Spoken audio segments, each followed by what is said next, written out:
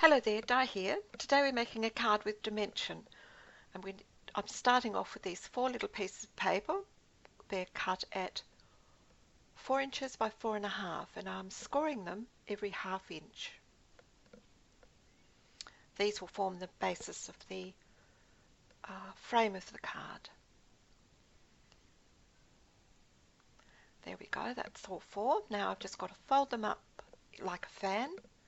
And in this first one I just fold and fold and fold and then do the burnishing with the bone folder, but I found that made the stack a little skewed, and so it's better to actually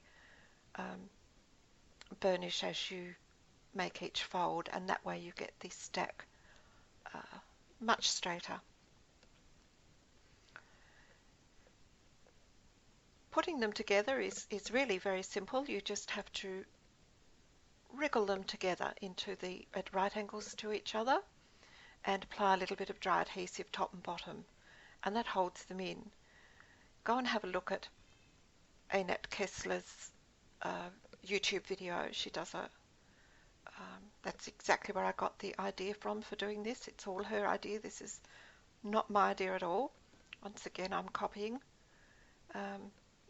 This one I'm doing is smaller, and I'm just working it out for myself because I found that the frame was a little slightly larger, just 1/8 of an inch larger on the one I made before, so I had to cut a second frame. So this one I'm doing the little concertina piece first, and then I'll work out the size of the card I need from the completion.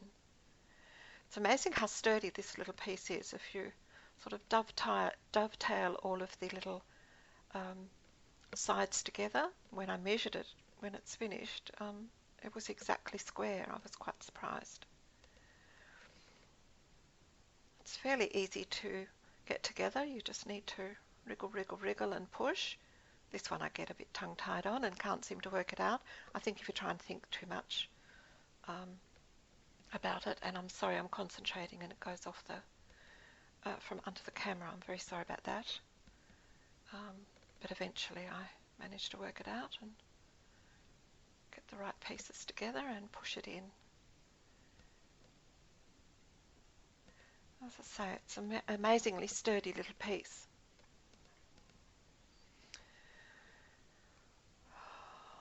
Just need to put some adhesive on there to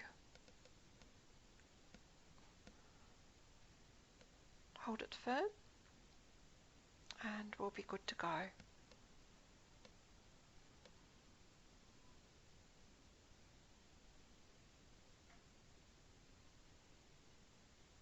That's it.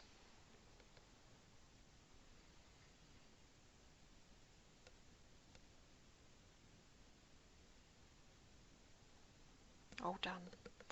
You can see when I hold it up how stretchy it is and how many layers are on the inside that you can actually use to hold components. I'm making this one for the Scrapbook Boutique challenge, November challenge, with the cupcakes. So it's got candles and holly, very Christmassy. Here I'm just measuring up the card. I need to know the dimensions I'm measuring up the frame so that I can work out how big to make the card base, how large the back cover needs to be, and also the front window. As I said before, measuring it up, it's exactly square. 4¼ inches by 4¼ inches. So I was really pleased about that.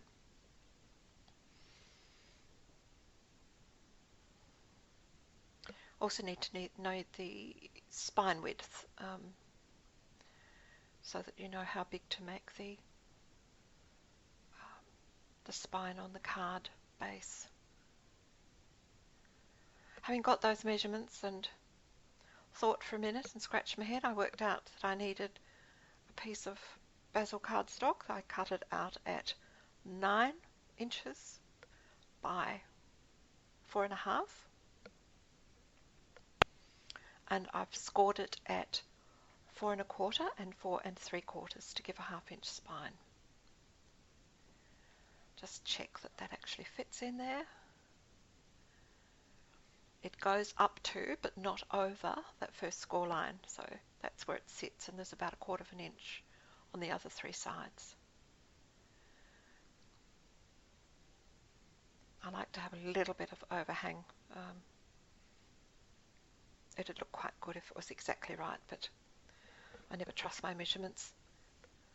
I wanted to cut out the front. I've got my little Inca stitched square dies there. The first one was exactly the right size, but I wanted it a little smaller so that you couldn't see exactly underneath. There was a little bit of cover, so I used the next one down, and when I tested, it looks exactly right.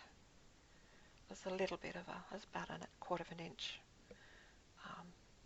inside, just to cover, in case you get any glue or anything on it. That's the piece I cut for the back. These are the components I've cut for inside the card or inside the frame. I've got some holly borders that I cut with my Martha Stewart holly punch. 2 of those, the lighter one's a bit wider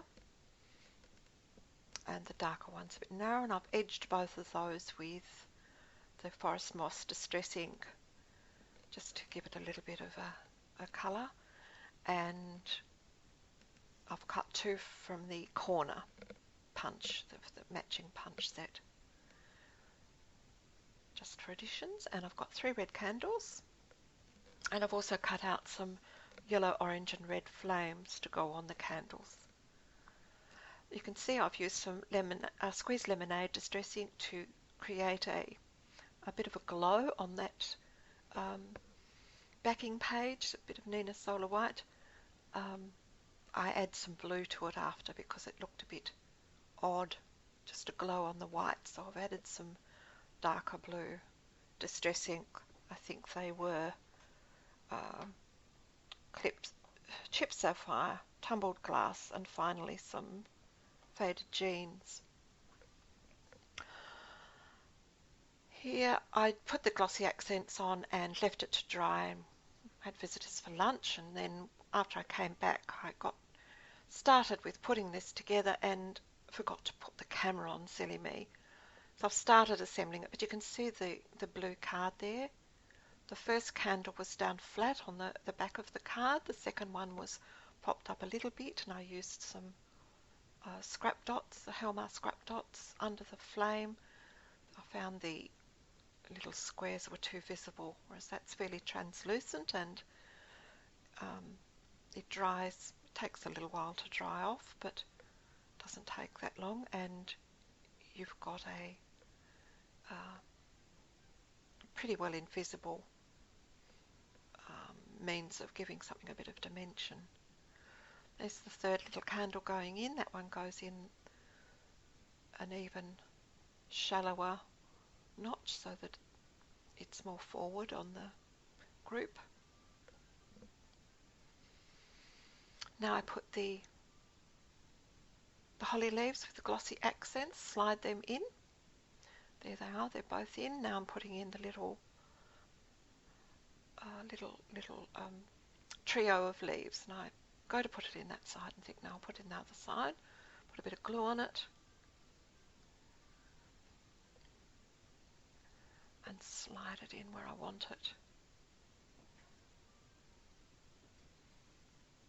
Being a concertina-y sort of shape, once you've positioned them, you just push down on the concertina part, and that gives you good surface contact for your adhesive. Getting it in is the problem, as I found with this one. I really should have put it in before I adhered the candle in. Think ahead, Diane, do some planning. And I managed to get it where I want it with the help of a trusty toothpick. Slide it up and then slide it back down behind the candle. There we go.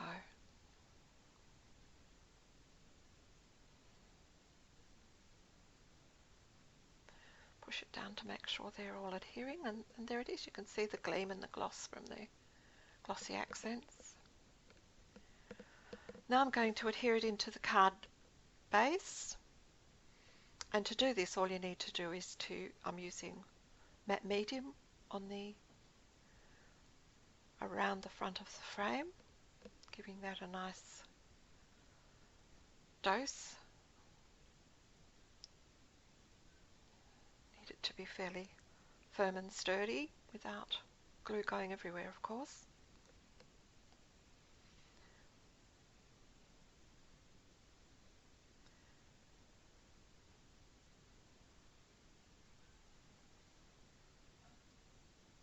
There it goes.